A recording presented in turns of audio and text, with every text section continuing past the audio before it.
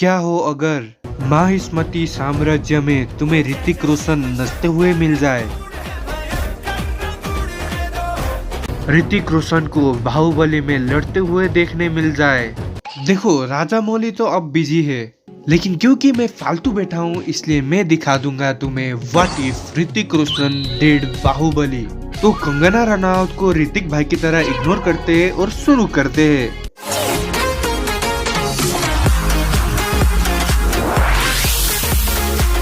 देखो बाहुबली एक ऐसी मूवी थी जिसने इंडियन सिनेमा को चेंज किया है। उस मूवी के कलेक्शन को छूने के लिए आज तक कुछ मूवी स्ट्रगल कर रही है। उस मूवी के बाद ही तो प्रभास को स्टारडम मिली है और as a responsible actor Prabhas ने भी अपनी स्टारडम को यूटिलाइज किया है और हमें आदि पुरुष साहू जैसी मास्टरपीस मूवी दी है। अच्छा घटिया सोच। तो चलो जोक्स असाइड, देखो बाहुबली के बाद जो स्टारडम प्रभास को मिली थी वो शायद ऋतिक रोशन को मिलती और मूवी का टेक राजा मौली कुछ और लेते क्योंकि उनको पता है ऋतिक रोशन का पोटेंशियल मूवी में। वो स्टोरी को तो नहीं छेड़ते, वो शायद कैरेक्टर कुछ और बनाते, लेकिन फिर भी ये मूवी बहुत सक्सेसफुल होती। ये मूवी शायद 2000-3000 करोड़ भी जा सकती। और अगर तुमने ऋतिक रोशन का फिल्मोग्राफी देखा है, वो बाहुबली के फिल्म के बाद शायद और होल्ड लेते और प्रभास जैसी मूवीज नहीं करते। मेरी समझ में नहीं आता बुड्ढे, तुम मेरे ही पीछे क्यों पड़ गया है।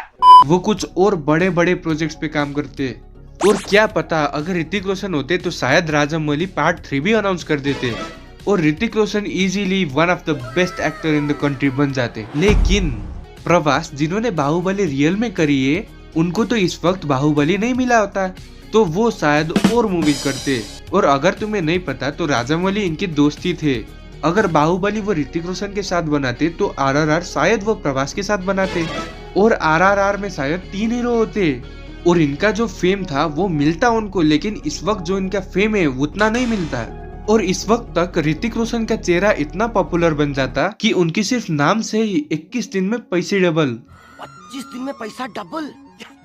और चलो अब मामला को थोड़ा स्पाइस अप कर देते हैं, क्योंकि ये मेरी इमेजिनेशन है। तो इसमें बाहुबली 3 बनेगी तो उसकी स्टोरी क्या होती?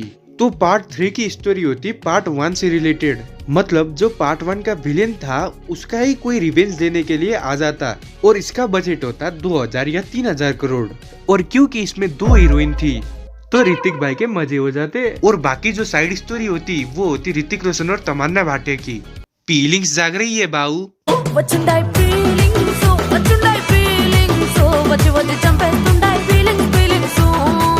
लेकिन इस रियलिटी में बॉलीवुड का क्या होता? बॉलीवुड का वही होता जो अभी हो रहा है, डाउनफॉल। क्योंकि जो एक बॉलीवुड का लीडिंग एक्टर था वो तो चला गया साउथ इंडिया में और भी एक्टर्स उनके पीछे पीछे आ जाएंगे साउथ इंडिया में। और शायद और जो मूवीज रिलीज होती उनकी स्टोरी सही में अच्छी होती, क्योंकि इस रियलिटी में ऋतिक रोशन ने बाहुबली के बाद अच्छी मूवी साइन करी है। तो जो लोग उनकी सक्सेस को रिक्रिएट करना चाहते हैं वो भी वैसे ही मूवी करते और इसी वजह से शायद हमें बहुत ही अच्छी मूवीज मिलती। ये सिंघम अगेन और बुलबुलिया 3 से तो 1000 गुना ज्यादा अच्छी मूवीज मिलती भाई। मुझे क्यों तोड़ा? लेकिन ये तो हो गई अच्छी बातें। इसकी एक और डार्क साइड है।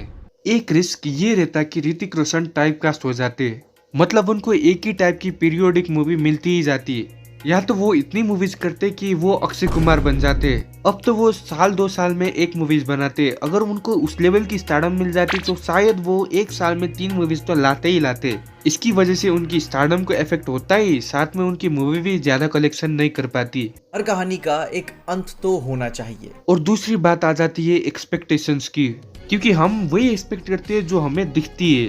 तो अगर वो बाहुबली जैसी मूवीज करते तो हमारी एक्सपेक्टेशन बहुत ज्यादा बढ़ जाती और अगर उनकी दूसरी मूवीज हमारे एक्सपेक्टेशंस के आसपास भी नहीं आ पाती तो बुरी पिट जाती। और ये तो सिर्फ उनकी बात है। अगर बाहुबली इतनी फेमस हो जाती तो पूरी इंडियन सिनेमा, साउथ और बॉलीवुड दोनों बाहुबली जैसी ही मूवीज बनाते, पार्ट 1 पार्ट 2, और जो एक ही टोन एक ही स्टोरी को फॉलो करती, जिसकी वजह से बॉलीवुड का तो डाउनफॉल होता ही साथ साउथ सिनेमा का भी डाउनफॉल हो जाता और काफी सारे लोगों के पैसे डूब जाते।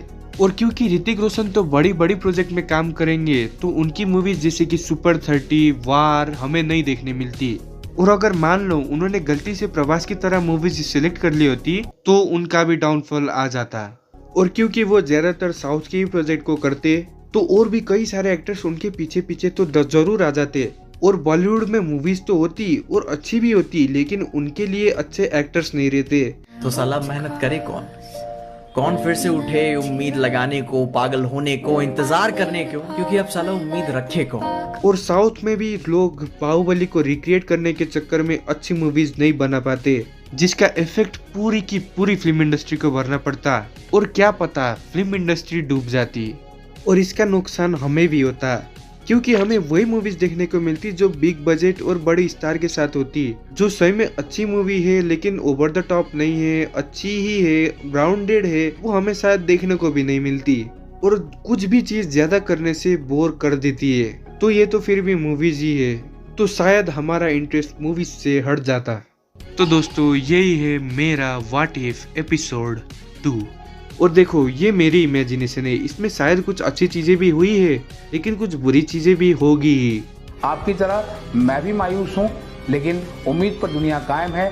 दिल दुखा है लेकिन टूटा तो नहीं है, और उम्मीद का दामन छूटा तो नहीं है। और क्योंकि ये मेरी ही सोच है तो इसमें भी बैड एस रवि कुमार होता ही। भाई मेरी इमेजिनेशन में ये मूवी टॉप कर देती सारी चार्ट्स। भाई ऋतिक रोशन को घुटने में ला देती हिमेश रेशमिया। ओके मजाक कर रहा हूँ। खैर अगर तुम्हें ये वीडियो पसंद आया तो बता दो यार, क्या पसंद आया, क्या इम्प्रूव कर सकता हूँ मैं। और इसी के साथ क्योंकि आप लोगों ने इधर तक ये वीडियो देख लिया है, इसलिए आप सबको मेरा प्यारा सा थैंक्स।